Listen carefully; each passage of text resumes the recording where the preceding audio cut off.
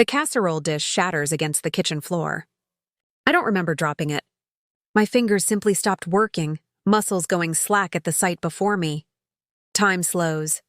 The air in my lungs crystallizes.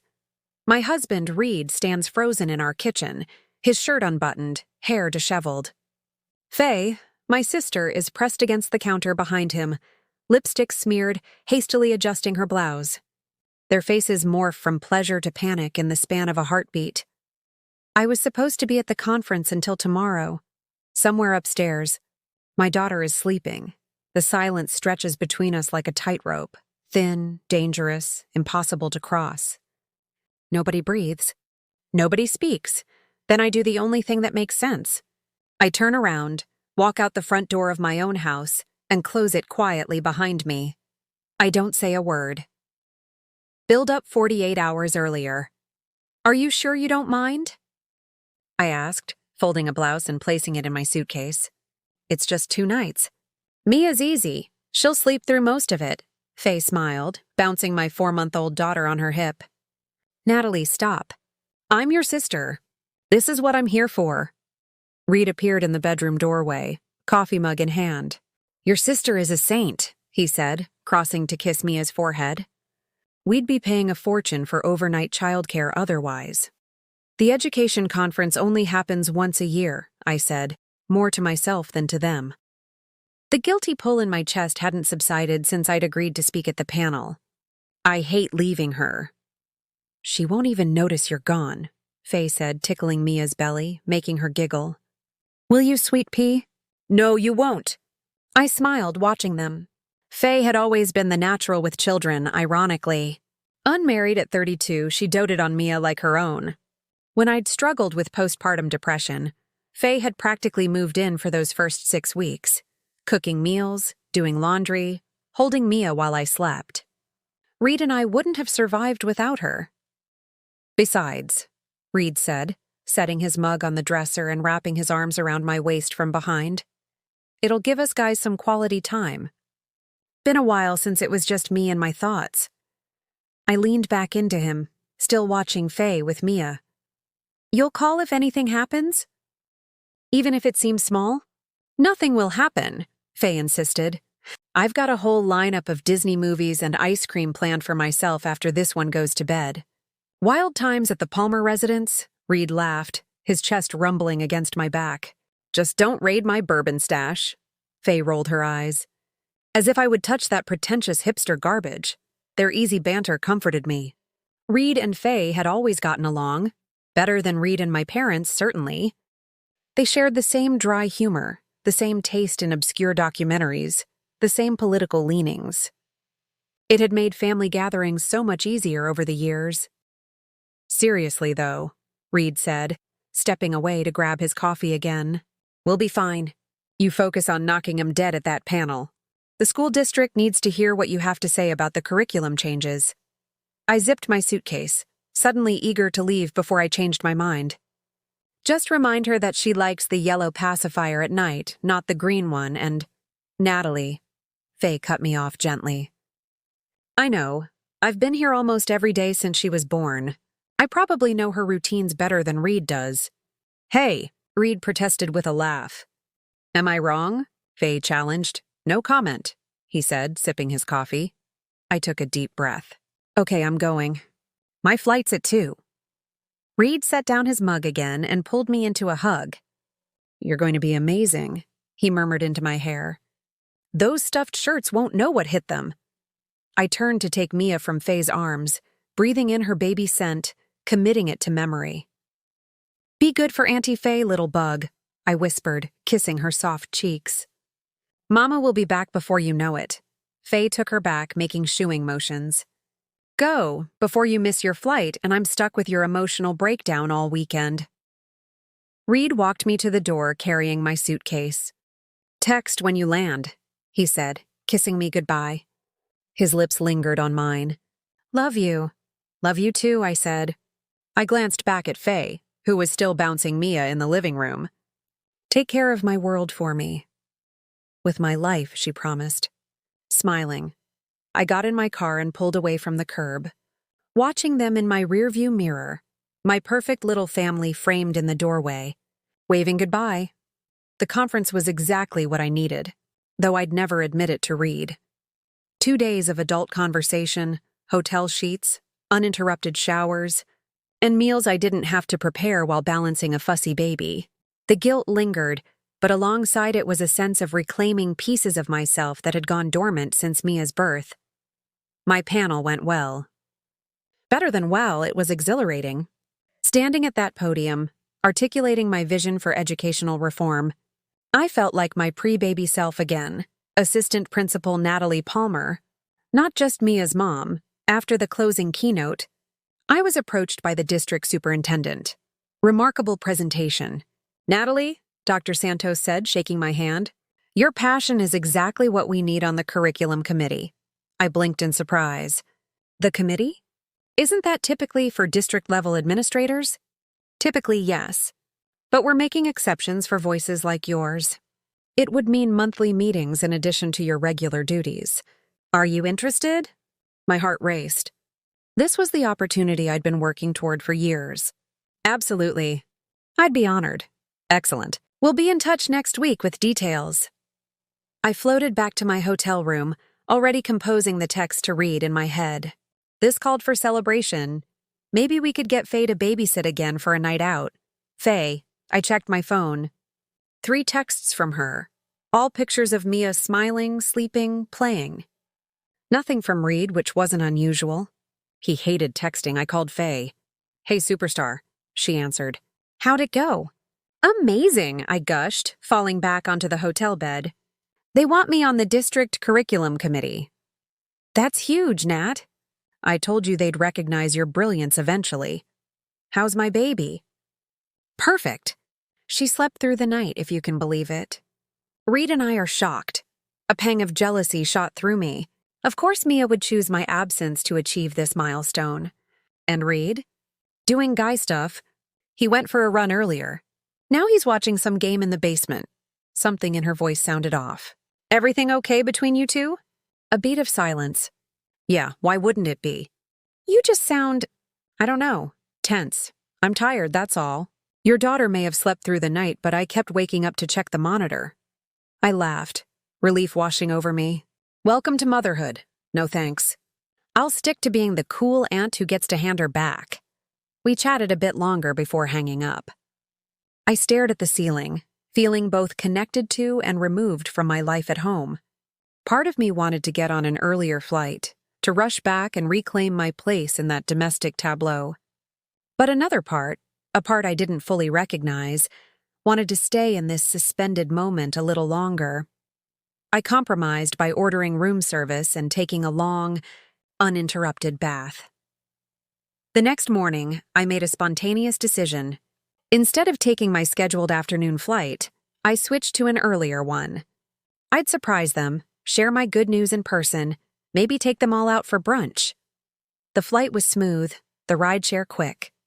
I found myself standing on my own doorstep at 10:17 a.m., key in hand, anticipation building. I opened the door quietly, hoping to catch a sweet moment between Faye and Mia that I could watch unobserved. The house was oddly quiet. No TV sounds, no Faye's voice singing made-up songs to Mia as she always did. The living room was empty, though signs of occupation were everywhere. Faye's sweater draped over the couch, Reed's laptop open on the coffee table, a half-empty glass of wine next to it. Wine? Before noon? I set down my suitcase and moved toward the kitchen. Hearing sounds now, low voices, the clink of dishes. I rounded the corner, a greeting forming on my lips, and that's when the casserole dish slipped from my fingers and shattered. I drive without destination, muscle memory guiding the car through familiar streets that suddenly seem alien. My mind replays the scene in fragments, refusing to process it as a whole. Reed's hand on Faye's hip. Her lipstick on his neck. The look that passed between them when they saw me. Not just shock, but something worse. Recognition. The moment when a secret becomes known. I pull into the parking lot of a coffee shop I've been to 100 times and cut the engine. My phone vibrates in my purse. Again. I don't check it. A couple emerges from the coffee shop, laughing, hands intertwined. I watch them with a detachment that feels dangerous, like I'm hovering slightly above my body, connected by the thinnest thread. My sister and my husband. The words refuse to make sense, like puzzle pieces forced together from different sets. I try to calculate how long it might have been happening. Was it new? A one-time mistake? Or had it been going on beneath the surface of my life for months? Years I think back to Faye moving in after Mia was born. All those nights I fell asleep early, exhausted from breastfeeding while they stayed up watching movies. Reed insisting Faye stay for dinner again.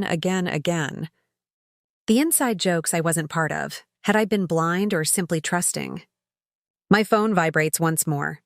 This time I look. Reed, 14 missed calls. Natalie, please come home, we need to talk, Reed. It's not what you think, Reed. Please answer your phone. Reed, where are you? Faye, 8 missed calls. Nat, I'm so sorry. Please let me explain. Faye, it was a mistake. A horrible mistake. Faye, I'm leaving. Please come home for Mia. Mia. My daughter's name centers me, yanks that hovering part of myself back into my body with painful force. I left my baby. In my shock, in my need to escape, I left my daughter with them. I start the car with shaking hands. When I pull back into our driveway, Faye's car is gone. Just Reed's remains, and my suitcase still sits where I abandoned it in the entryway. I take a deep breath and go inside. Reed is pacing the living room, phone pressed to his ear. He freezes when he sees me, relief washing over his face before crumpling into something more complex. She's here, he says into the phone, then, no, don't. A pause. I'll call you later. I stand perfectly still, suddenly aware that I have no script for this moment. All the imagined confrontations that had played out in my mind during the drive back evaporate, leaving only a hollow numbness. Where's Mia? My voice sounds foreign to my own ears. Sleeping? She just went down for her nap. I nod and move toward the stairs. Natalie? Wait. Please. We need to talk. I turn to look at him, really look at him, for the first time since walking in on them. His face is ashen, eyes red-rimmed. He looks like a stranger. Now you want to talk? The words come out quiet, controlled. You've had plenty of time to talk, Reed. Months? Years? How long? He flinches. It's not. He stops, runs a hand through his hair. Can we sit, please? I remain standing. Reed sinks onto the couch, head in his hands. It just happened. I swear to you it wasn't planned. Things like that don't just happen, Reed. You don't accidentally fall into my sister. He winces at my words. I know how it sounds. But with Mia, and you being so distant lately, white-hot rage burns through my numbness. Don't you dare! Don't you dare blame our daughter for this. Or me. I'm not blaming. I've been distant because I pushed a human being out of my body and have been keeping her alive while still working full-time. Because I've been drowning in responsibilities while you, what? Were comforting yourself with my sister? He has no response to this, and his silence is damning. How long? I ask again. He stares at the floor. Last night was the first time. I swear to you, I laugh, a harsh sound devoid of humor. So what I walked in on was the beginning. Not the middle or the end. There were feelings before, but we never acted on them until feelings. The word tastes bitter. And when were you planning to mention these feelings? I didn't think they were real. I thought it was just, I don't know. The stress of becoming parents. The lack of sleep. Everything changing so fast. I shake my head, pieces clicking together. That's why she sounded strange on the phone yesterday. Because something had already happened or was about to happen. Reed doesn't deny it. And what about Mia? Where was our daughter while you were feeling up my sister in our kitchen? Sleeping. We would never what? Never betray me? Never destroy our family? Because you've already done that. I turn away from him, unable to bear the sight of his face any longer. I move to the window, watching the quiet suburban street outside. Normal houses. Normal families. Or so they appear. Does she know? I ask. What? Does Faye know you're trying to pin this on postpartum stress? On my distance? Or did you feed her a different line? His silence is answer enough. I want you both out of my house, I say, still staring out the window. Natalie, I'm taking Mia to my parents until I figure out what to do next. You can't take her from me. She's my daughter too. I turn to face him then, ice in my veins. You should have thought about that before you decided to fuck my sister in our kitchen. He flinches as if slapped. I'll have my lawyer contact you next week. Until then, don't call me. Don't text me. Just get your things and get out. Please, he says, voice breaking. I made a terrible mistake, but we can work through this. For Mia. For us. I study him. This man I've shared a bed with for 7 years, whose features I know better than my own, whose child grows in my image and his. I search for something familiar, something worth salvaging. I find nothing. There is no us anymore, I say. You and Faye made sure of that. I go upstairs to my daughter's room, where she sleeps peacefully, unaware that her world has just imploded. I pack a bag for her with mechanical efficiency, then lift her gently from her crib. She stirs but doesn't wake. Reed stands in the doorway, watching. Please don't do this. I already told you what I need. Be out when I get back. I carry Mia past him down the stairs, out the door. I secure her in her car seat and drive away without looking back. 3 days at my parents' house brings no clarity, only a deepening numbness interrupted by sporadic bursts of rage so intense I have to lock myself in the bathroom to scream silently into a towel. Mother watches me with worried eyes but asks few questions after my initial bare-bones explanation. Reed cheated with Faye. I need space. The betrayal is too massive, too intimate to share fully even with her. Reed's texts continue, evolving from desperate pleas to practical questions about bills, mail, his remaining belongings. I answer only the latter in single words when possible. From Faye, silence. After her initial flurry of texts and calls, nothing. The absence of her apologies feels like another betrayal. On the 4th day, my phone rings with her number. I stare at it until it stops. Then it rings again immediately. Something inside me shifts. I need to hear what she has to say. Not for forgiveness, I'm nowhere near that, but for understanding. For closure, I answer. I need to see you, she says without preamble. Her voice is raw, as if she's been crying for days. Good. I have nothing to say to you. Then just listen. Please, Nat, 15 minutes. That's all I'm asking. I should hang up. I should delete her number, block her, excise her from my life like the cancer she's revealed herself to be. Where? I hear myself ask. The botanical garden. By the koi pond. It's public neutral ground. Tomorrow. 10 a.m. 14 minutes. I hang up before she can respond. The botanical garden is nearly empty on a Tuesday morning. A few retirees wander the paths. A mother pushes a stroller, pointing out flowers to her toddler. I left Mia with my mother, promising to return quickly. Taking a walk, I said, clearing my head. Faye is already there when I arrive, sitting on a bench by the pond. She looks terrible, hair unwashed, eyes swollen, wearing clothes I don't recognize. She stands when she sees me. Nat, 13 minutes, I say, checking my watch. She nods, sitting back down. I remain standing. I moved out, she begins. I'm staying at an Airbnb until I can find an apartment. Fascinating. Is that all? No. She takes a shaky breath. I need you to know that it wasn't an affair. It wasn't ongoing, I laugh. Reed already tried that line. It was just once. As if that makes it better. It's the truth. Her voice breaks. Not that it matters, I know. The damage is done either way. Yes, it is. We watch the koi swim lazy circles in the pond. A groundskeeper passes, nodding politely. I've been in love with him for years, she says, so quietly I almost miss it. The words hit me like a physical blow. I sway slightly on my feet. I never meant to be, she continues. I fought it. God, how I fought it. I dated other men. I kept my distance when I could. But then Mia came and you needed help. And I couldn't say no because you're my sister and I love you and I wanted to be there for you both. Stop. My voice shakes. Just stop.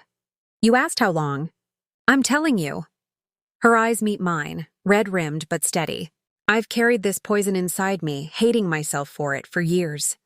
But nothing ever happened, Natalie. Nothing, until that night. What happened that night? I don't want to know, but I need to. She looks away. We were talking after Mia went down. Having some wine. Talking about you, actually. How proud we were of you killing it at the conference. And somehow the conversation shifted to how much everything's changed since the baby. How none of us are sleeping. How different your relationship has been. My jaw clenches. Bonding over how difficult I've become? No, that's not, she sighs. He loves you, Nat. He was saying how much he admires your strength. How he doesn't know how you do it all. Apparently by neglecting him so badly he had to turn to my sister for comfort. Faye shakes her head vehemently. That's not what happened. We were just talking. And then we were drinking. And then somehow we were talking about how lonely we both felt. And then you were in my kitchen, half-dressed. She looks down at her hands. Yes. And you expect me to believe this was the first and only time? That after years of secretly being in love with my husband, you suddenly lost control for the first time the moment I was out of town? I know how it sounds, but it's the truth. She meets my gaze again. Ask yourself this. If we'd been having an ongoing affair, would we have been so careless? In the kitchen in broad daylight with Mia upstairs? The question lands uncomfortably. She has a point. If they'd been sneaking around for months or years, they would have been more careful. More practiced. That doesn't make it better, I say. No, it doesn't. She wipes at her eyes. Nothing I can say will make this better. I just needed you to know the whole truth. I'm moving to Boston. Dad's friend offered me that marketing job I applied for last year. I start in 2 weeks. This catches me off guard. You're leaving? I have to. For you. For me. For everyone. She stands, shoves her hands in her pockets. I know you hate me right now, and you have every right to. But you're my sister, and I love you, and I am so, so sorry, Nat. I feel my composure cracking. If you loved me, you wouldn't have done this. I know. A tear slides down her cheek. I've spent every minute since it happened asking myself how I could have. The only explanation is that I'm broken. Something in me is fundamentally broken, and I need to go fix it before I hurt anyone else. We stand in silence, the weight of everything said, and everything that never needs to be said, settling between us like sediment. Do you love him? I ask finally, the question I've been avoiding. She looks at me, really looks at me. Her face a mirror of my own features, but somehow alien now. It doesn't matter. He loves you. He always has. That's not an answer. It's the only one that matters. She steps toward me, hesitates, then backs away. The Airbnb is paid through the month. If you need more time at the house before I leave. I check my watch. Your 15 minutes are up. She nods, gathering her bag. Goodbye, Nat. I watch her walk away. This person who shared my childhood, who held my hand through our father's heart surgery, who rocked my daughter to sleep countless nights. This stranger who betrayed me in the worst possible way. Faye, I call. She turns. I hope you find what you're looking for in Boston. It's not forgiveness. I'm nowhere near that. But it's something, an acknowledgement that beyond this moment, beyond this betrayal, life will continue. For both of us, separately. She nods once, then continues down the path until she disappears around a bend. I sit on the bench she vacated and finally allow myself to cry. 6 months later, the divorce is finalized on a Thursday. I sign the papers, in my lawyer's office, feeling nothing but a dull relief that the legal portion of this nightmare is over. Reed got the settlement we agreed upon. Joint custody with Mia, spending weekdays with me, weekends with him.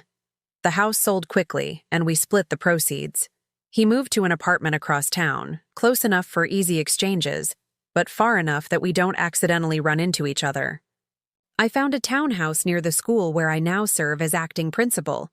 A promotion that came after my work on the curriculum committee impressed the superintendent. The irony isn't lost on me that the conference that blew up my marriage also advanced my career. Mia is thriving, as resilient as children her age tend to be.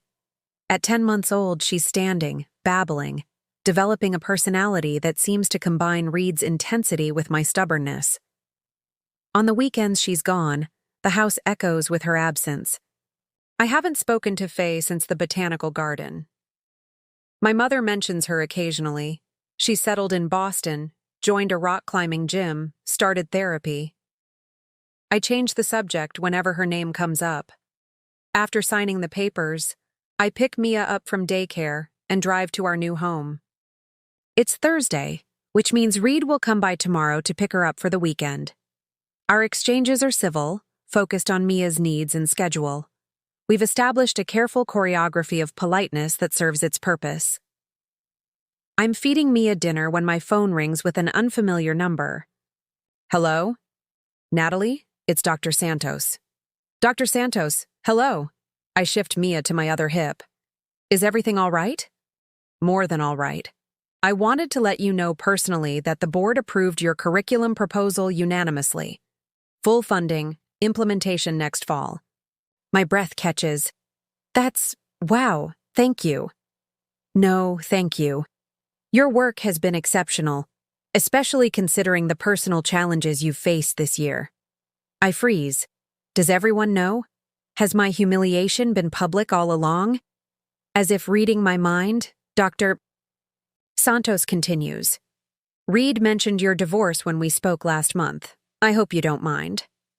Reed talked to the superintendent? About me? Of course not, I say automatically. When did you speak with him? At the district fundraiser. He was quite vocal about how proud he is of your accomplishments, actually. Said you deserved the promotion to full principal when Dr. Winters retires next year. I'm stunned into silence. Anyway, Dr. Santos continues, I just wanted to deliver the good news personally. We'll discuss details at next week's meeting. Thank you, I manage. I appreciate it. After we hang up, I finish feeding Mia in a daze, thinking about what Dr. Santos said. Reed? Advocating for me? Praising me? It doesn't fit the narrative I've constructed since our separation, where he's the villain and I'm the wounded party. I put Mia to bed and pour myself a glass of wine, sitting on my small patio in the fading spring light. Before I can talk myself out of it, I text Reed. Dr. Santos called. The curriculum was approved. Reed, that's fantastic. Congratulations. You worked hard for this. Reed, I never doubted they'd see what I've always seen in you. I stare at his words, unsure how to respond. Anger has been my shield these past months, my protection against the pain of betrayal, the fear of what comes next. But beneath the anger has always been a more complicated truth. I still care what he thinks. I still want him to be proud of me. I still miss the life we had before it all fell apart. Me. Dr. Santos said you spoke to her about me. Reed, is that okay? I didn't mean to overstep. Me. It's fine. I was surprised. Reed, I've always been your biggest fan, Nat. That hasn't changed. I set the phone down, unsure where this conversation is going or where I want it to go. Part of me wants to maintain the careful distance we've established. Another part craves something I can't quite name. Reed, can I ask you something? Me. Okay. Reed, have you heard from Faye? My stomach clenches at her name. Me. No. Why? Reed, just checking. I haven't either. Me. Did you expect to? Reed. No, I just worry about her sometimes. Reed, sorry. I shouldn't have brought her up. I take a long sip of wine, gathering my courage. Me. Can I ask you something? Reed. Anything. Me. Did you love her? The typing indicator appears, disappears, appears again. Finally, read. No. I loved what she represented. An escape from how hard things had become. A version of you that wasn't exhausted and overwhelmed all the time. It was selfish and stupid, and the biggest mistake of my life. I let his words sink in. There's truth in them that stings. I was exhausted, overwhelmed. We both were. New parenthood broke us in ways we weren't prepared for. Read. I've never stopped loving you, Nat. But I know I destroyed any chance of you ever trusting me again. I don't respond. What is there to say? He's right. After a few minutes, he texts again. Read. Sorry. That wasn't fair to put on you. I'm really happy about the curriculum approval. You deserve it. Me. Thank you.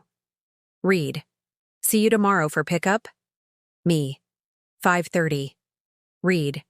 I finish my wine and go inside, emotions churning.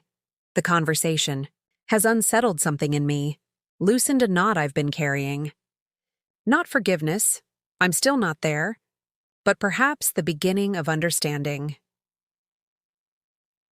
Reed arrives promptly at 5:30 the next evening. I open the door to find him holding a small gift bag and a bouquet of flowers. These are for you, he says, holding out the flowers. To celebrate the curriculum approval. I accept them cautiously. Thank you. And this, he says, offering the gift bag, is for the little monkey. Where is she? Finishing her dinner. Come in. He follows me to the kitchen, where Mia squeals with delight at the sight of him. Dada! It's a new word, just this week. His face lights up. Hey, Bug! He lifts her from her high chair, kissing her cheeks until she giggles. Did you miss me? I missed you. I busy myself with the flowers, finding a vase, filling it with water, anything to avoid watching their reunion. It hurts in a way I can't articulate, seeing them together, seeing the love between them, knowing what was lost. Open it, Reed says, nodding to the gift bag as he wipes Mia's face clean. I peek inside and pull out a small, handmade wooden toy, a set of colorful stacking rings. I started taking that woodworking class, Reed explains. This was my first project. It's beautiful, I say, running my fingers over the smooth wood. She'll love it. I thought we could put it at your place, since I made a different one for my apartment. Of course. He watches me, something unreadable in his expression. How are you, Nat? Really? The question catches me off guard. Our exchanges have been so carefully choreographed around Mia, we rarely ask about each other anymore. I'm okay, I say automatically, then reconsider. Actually, I'm good. The job is challenging but rewarding. The townhouse feels like home. I'm sleeping better. He nods. I'm glad. And you? He shrugs, bouncing Mia on his hip. Getting there. The apartment's still pretty empty. I'm focusing on work, the woodworking, trying to figure out who I am now, I guess. The vulnerability in his admission strikes me. I've been so caught up in my own rebuilding, I haven't considered what his process might look like. I heard from Faye, he says suddenly. My head snaps up. What? Just an email. She's doing well in Boston. Started seeing someone. Why would she contact you? She didn't exactly. She sent it to both of us. Check your spam folder. It came yesterday. I frown. Why would she email both of us? She's in therapy. Her therapist suggested it might help with closure. For all of us. He shifts uncomfortably. You don't have to read it. I almost didn't. But you did. Yeah. He focuses on Mia, avoiding my eyes. It helped, actually. Understanding her side of things better.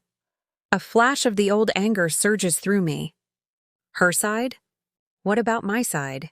Did either of you ever really consider that? Reed winces. That's not what I meant. Mia, sensing the tension, starts to fuss. Reed soothes her automatically, a practiced motion that reminds me of how good a father he's always been. despite everything else. I should go, he says quietly. Get her settled at my place. I nod stiffly, helping gather Mia's things. The easy rapport of moments ago has vanished, replaced by the familiar awkwardness. At the door, Reed pauses. I know you have every right to your anger, Nat. You always will. But someday, if you're ready, you might want to read her email. Not for her, for you. I say nothing, just kiss Mia goodbye and close the door behind them. Later that night, I find myself checking my spam folder. Sure enough, there's an email from Faye, sent to both Reed and me. The subject line reads simply, amends. My finger hovers over the delete button. Then, surprising myself, I open it.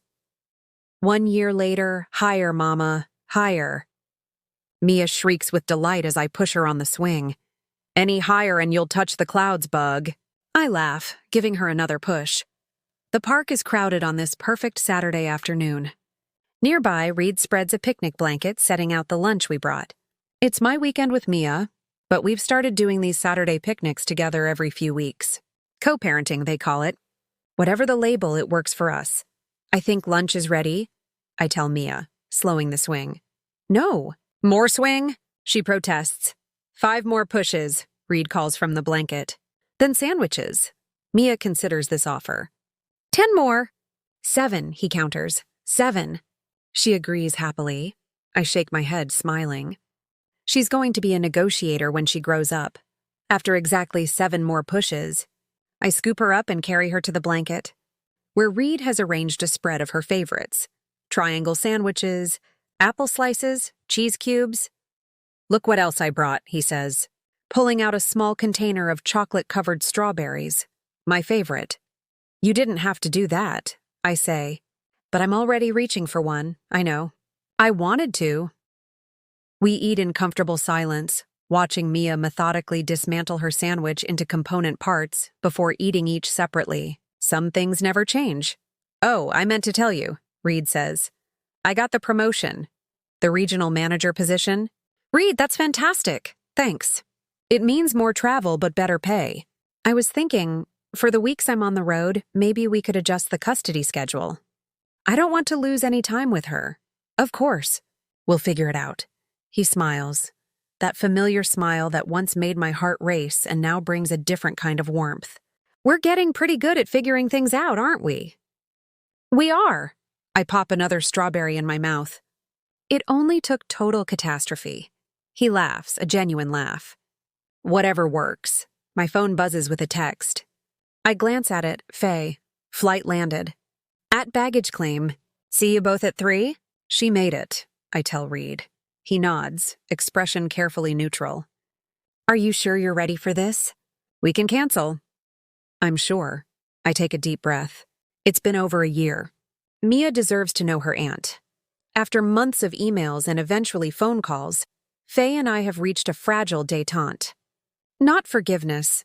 I don't think that will ever come completely.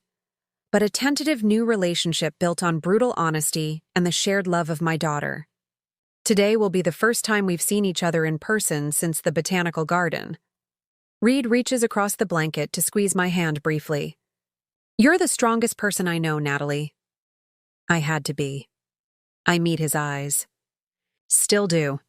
We've developed a new language over these months, one of small gestures, careful words, weighted silences. We're not what we were before. We never will be again. But we're something else now. Something forged in the fire of betrayal and rebuilding. Not husband and wife.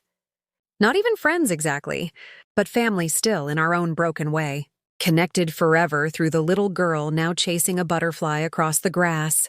Mama! Ta-da! Look! Mia calls, pointing to the butterfly as it flutters just beyond her reach. We both turn to watch her. This miracle we created together. The one thing neither of us broke. Do you ever wonder, Reed says quietly, in another life, if things could have been different?